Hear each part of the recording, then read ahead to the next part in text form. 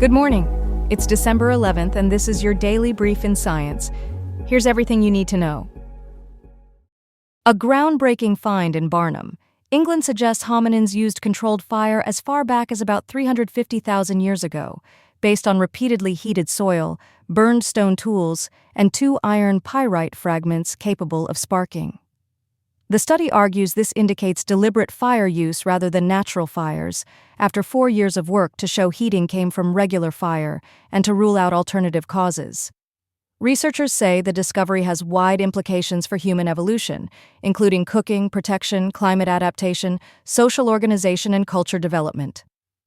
Access to the full Nature article is gated behind subscription or institutional access. The publication date is given as December 10, 2025, with researchers highlighting the significance of the finding. The discovery arises from new research, though specific methods, sites, or peer-reviewed publication details are not all provided in the excerpt. Co-authors include Nick Ashton of the British Museum and Rob Davis, with supportive fossil context from nearby Neanderthal-associated finds and Swanscombe skull fragments dated to around 400,000 years ago. The research cites prior studies on fire usage and technology across sites such as Wonderwork Cave and early European locations, reflecting a long-standing debate about when habitual fire use began. Some researchers remain cautious, with Will Robrooks among those viewing the evidence as circumstantial and not a definitive start to fire-making for all hominins. Scholarly opinion acknowledges the finding as compelling while calling for more sites and evidence to understand prevalence and practice of fire-making among ancient populations.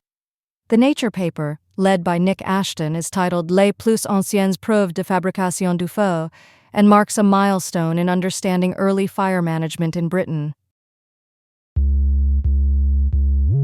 A new National Academies report lays out 11 science objectives for a crewed Mars campaign, with life detection at the top and studies spanning water and carbon dioxide cycles, geology, human health, dust storms, resources, and the potential impact on DNA, reproduction, microbes, and Earth microbe interactions. NASA and the International Committee on Space Research are refining planetary protection plans to allow human landings in selected regions while keeping other areas pristine, balancing exploration with caution. The report argues that human presence on Mars could be pivotal and calls for both human and robotic missions to push scientific understanding of Mars, life's potential, and planetary history. Penn State affiliates contributed input on astrobiology, science panels, and independent review, tying university expertise to the mission concept. It notes that NASA funding and political shifts could affect feasibility and timing, and remains agnostic about specific technologies and schedules. Leaders like James Pawelczyk and Andrew Reed emphasize Mars science, planetary protection, and crew health as central to the mission concept. The document omits concrete exploration zones, crew health protocols, planetary protection strategies, and specific mission architectures or timelines. Moon-to-Mars progression is acknowledged as a precursor, with the understanding that Mars missions are not imminent. Co-chairs Linda T. Elkins-Tanton and Dava Newman highlight the historical significance of a first manned Mars landing and the breadth of knowledge expected to be gained. A 300-sol phase envisions extended exploration, deep drilling, atmospheric measurements, and lab work across multiple sites, with pre-placed infrastructure to support long-duration science and iterative adjustments. Campaigns specify required equipment and crew roles, noting strengths and weaknesses in meeting the scientific goals. A companion in-space science document will define priorities for in-space phases, calling on hundreds of subject matter experts to shape the plan. A rising flu season in North Carolina has officials urging vaccination as the primary defense. State epidemiologist emphasizes that getting the flu shot remains the most important protection and notes it's not too late to get vaccinated as the season intensifies. As holiday travel and gatherings increase, public health officials offer practical tips to stay healthy, including hand hygiene, avoiding touching the face, disinfecting surfaces, covering coughs and sneezes, staying home when sick, masking around ill individuals, and using separate spaces at home when possible. The NCDHHS provides online resources such as a vaccination location finder, a bilingual respiratory illness communications toolkit, and a weekly respiratory virus summary dashboard to support the 2025 to 2026 season, with vaccines, testing, and treatment options available through myspot.nc.gov and ongoing statewide updates on the NC Respiratory Virus Summary Dashboard. Public health guidance stresses that vaccination is especially vital for high-risk groups, including adults 65 and older, children under 5, pregnant people, and those with weakened immune systems or chronic conditions. Influenza AH3 and 2, particularly a subclade K strain, remains the predominant circulating virus globally and in North Carolina, though the vaccine continues to protect against severe illness. Officials urge early testing and antiviral treatment for high-risk individuals, alongside measures to reduce transmission such as hand hygiene and masking.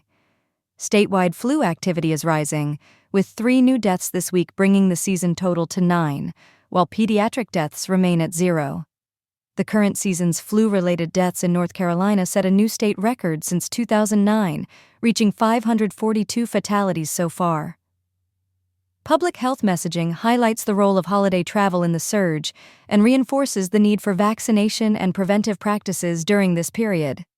NCDHHS also recommends staying up to date on flu vaccines and other respiratory vaccines like COVID-19 and RSV to prevent illness and spread. A new study from Stanford Medicine shows that erythropoietin signaling through its receptor on dendritic cells can drive regulatory T-cell-mediated peripheral immune tolerance, a finding with potential implications for autoimmune disease, transplant acceptance, cancer, and infection responses. The researchers used mouse models to demonstrate that depleting regulatory T-cells eliminates tolerance and triggers rejection of mismatched bone marrow transplants, while exposing naive T-cells to EPOR-expressing dendritic cells increases TREG differentiation. They also show that blocking or tuning EPOR on dendritic cells can either dampen autoimmunity or boost anti-tumor and antiviral responses, depending on the therapeutic goal. The data are publicly available, with bulk RNA sequencing under GeoAccession, GSE 253056, and single-cell RNA sequencing under GeoAccession, GSE 284080, and the source data described in the papers SEC50.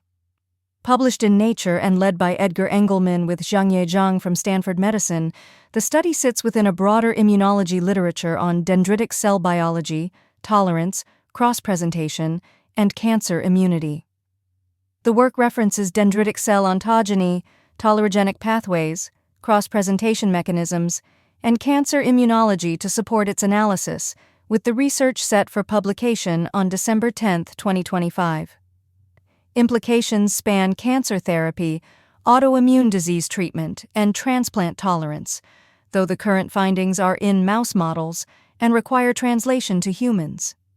The study reinforces links between erythropoietin and immunosuppressive tumor environments, suggesting EPO's primary role may be in regulating immune tolerance rather than erythropoiesis alone.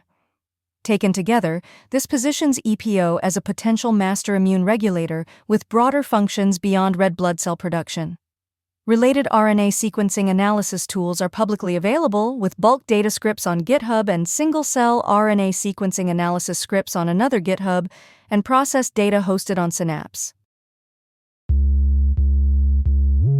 A striking signal from the early universe.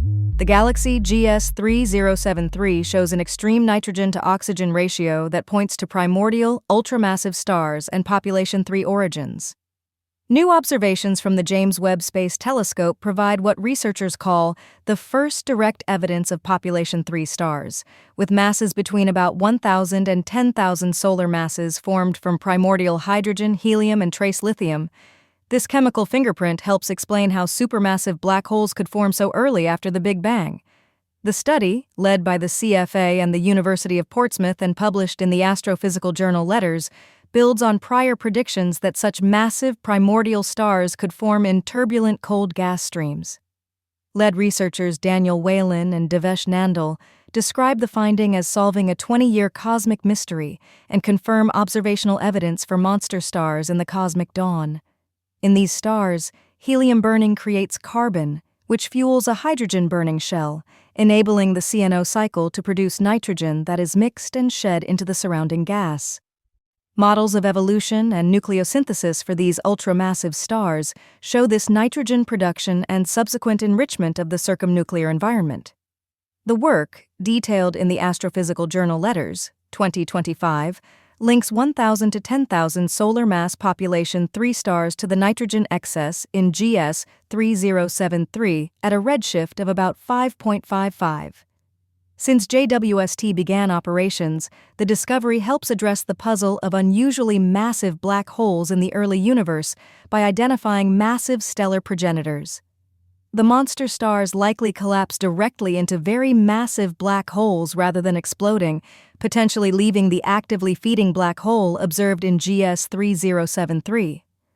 These stars may have lived only about 250,000 years before collapsing, offering a mechanism for the rapid appearance of massive black holes in young galaxies. Direct collapse black holes provide a plausible path to seeding and powering early supermassive black holes observed shortly after the Big Bang. This has been your daily brief in science. To read more about these stories, follow the links in the episode bio. You can also subscribe to these updates via email at www.brief.news. For more daily podcasts about the topics you love, visit brief.news/podcasts. Tune in tomorrow. We'll be back with everything you need to know.